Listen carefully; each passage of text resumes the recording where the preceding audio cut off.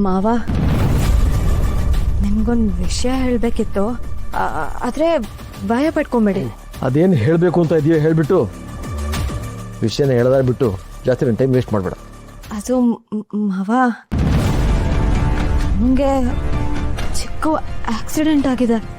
Already ಹಾಸ್ಪಿಟ್ಲಲ್ಲೇ admit ಮಾಡಿದ್ದೀನಿ.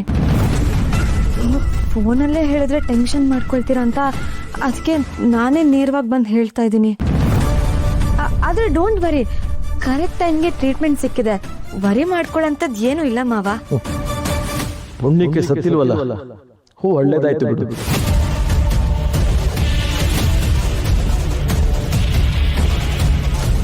ಏನಂದ್ರೆ ಅಲ್ಲಿ ಆಕ್ಸಿಡೆಂಟ್ ಆಗಿರೋದು ನಿಮ್ಮ ಹೆಂಡತಿಗೆ. ಇಷ್ಟು ದಿನ ನಿಮ್ ಜೊತೆ ಸಂಸಾರ ಮಾಡಿರೋ ಜೀವ ಅಲ್ಲಿ ನೋವಲ್ಲಿ ಒದ್ದಾಡ್ತಿದ್ರೆ ನಿಮಗೇನು ಅನಿಸ್ತಿಲ್ವಾ? ಕಣ್ಣಲ್ಲಿ ಒಂದ್ ಹನಿ ನೀರು ಬರ್ತಿಲ್ವಾ ನಿಮ್ಗೆ? ಆಕ್ಸಿಡೆಂಟ್ ಆಗಿರೋದು ಅವಳಿಗೆ, ನೋವಾಗ್ತಾ ಇರೋದು ಅವಳಿಗೆ. ನಾನು ಯಾಕೆ ಫೀಲ್ ಆಗಲಿ? ಇಷ್ಟಕ್ಕೂ ನನ್ ಕೇಳಿ ಹೋದ್ಲ ಹೊರಗೆ? ಇಷ್ಟು ದಿನ ನಿಮ್ ಸ್ವಭಾವ ನೋಡಿ ನಿಮ್ಗೆ ಕರ್ಣ ಸರ್ಕಂಡ್ರೆ ಆಗಲ್ಲ, ಅದಕ್ಕೆ ಅಮ್ಮಂಗೆ ಈ ರೀತಿ ಹಿಂಸೆ ಕೊಡ್ತಿದ್ದೀರಾ ಅಂತ ನಾನ್ ಅನ್ಕೊಂಡೆ. ಆದ್ರೆ ನೀವು ಭಾವನೆನೇ ಇಲ್ದಿರೋ ಕಲ್ ಹೃದಯ ಅಂತ ನನಗೆ ಗೊತ್ತಿರ್ಲಿಲ್ಲ. ನೀನು ಈ ರೀತಿ ಸೆಂಟಿಮೆಂಟಲ್ ಡೈಲಾಗ್ ಎಲ್ಲ ನನ್ನ ಹತ್ರ ಹೊಡಿಬೇಡ. ಇಷ್ಟು ಹೊತ್ತು ನನ್ನ ಪರ್ಮಿಷನ್ ಇಲ್ಲದೆ ನನ್ನ ರೂಮಿಗೆ ಬಂದು ನನ್ನ ಮುಂದೆ ಮಾತಾಡೋಕ್ಕೆ ಅವಕಾಶ ಕೊಟ್ಟಿದ್ದೇ ಹೆಚ್ಚು. ಇಷ್ಟಕ್ಕೂ ನೀನು ಯಾರು? ನಿನ್ನ ಯೋಗ್ಯತೆ ಏನು? ಇಷ್ಟಕ್ಕೂ ನಿನಗೂ ಈ ಮನೆಗೂ ಸಂಬಂಧನೇ ಇಲ್ಲ. ಅವನು ತೊಟ್ಟಿಲ್ ಸಿಕ್ಕಿದ್ದು ಒಬ್ಬ ಅನಾಥ, ಅವನು ಕಟ್ಕೊಟ್ಟಿರೋ ನೀನು ಇನ್ನೊಬ್ಳ ಅನಾಥ.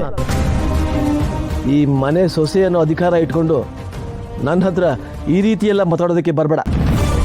ಸರಿ, ನನಗೂ ನಿಮ್ಗೂ ಯಾವ ಸಂಬಂಧನೇ ಇಲ್ಲ ಅಂತ ಅನ್ಕೊಳ್ಳಿ. ಆದ್ರೆ ಈಗ ನಿಮ್ ಹೆಂಡತಿ ಹಾಸ್ಪಿಟಲ್ ಅಲ್ಲಿ ಅಡ್ಮಿಟ್ ಆಗಿದ್ದಾರೆ. ಅವ್ರನ್ನ ನೋಡಕ್ ಬನ್ನಿ, ಹೆಚ್ಚಿಗೆ ಮಾತೇ ಬೇಡ. ಹೌದಾ? ಮತ್ತ್ಯಾಕೆ ನಿಂತ್ಕೊಂಡಿದ್ಯಾ?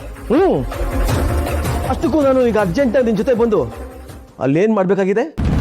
ಅವಳಿನ್ನೂ ಸತ್ತಿಲ್ವಲ್ಲ, ಉಸಿರಾಡ್ತಾ ಇದ್ದಾಳೆ. ಹೌದು, ನನ್ನ ಕೈ ಸುಟ್ಟಾಗ ನೀವು ಯಾರಾದ್ರೂ ಒಬ್ಬರು ಫೀಲ್ ಆದ್ರ? ಅದರಲ್ಲೂ ನೀನು ಬಾಯಿ ಬಂದಾಗ ಮಾತಾಡ್ತಾ ಇದ್ದೆ. ಈಗ ನೀನು ಮಾತಾಡ್ಕೊಂಡು ನಾನು ಆಸ್ಪತ್ರೆಗೆ ಬರಬೇಕಾ? ಹೌದು ಹೌದು, ನೀನು ಹೇಳ್ದಾಗೆ ನನಗೆ ಭಾವನೆ ಇಲ್ಲ, ನನ್ಗೆ ಯಾರು ಬೇಕಾಗಿಲ್ಲ, ನಾನು ಯಾರ ಜೊತೆ ಸಂಬಂಧ ಇಟ್ಕೊಳ್ತಿಲ್ಲ. You understand?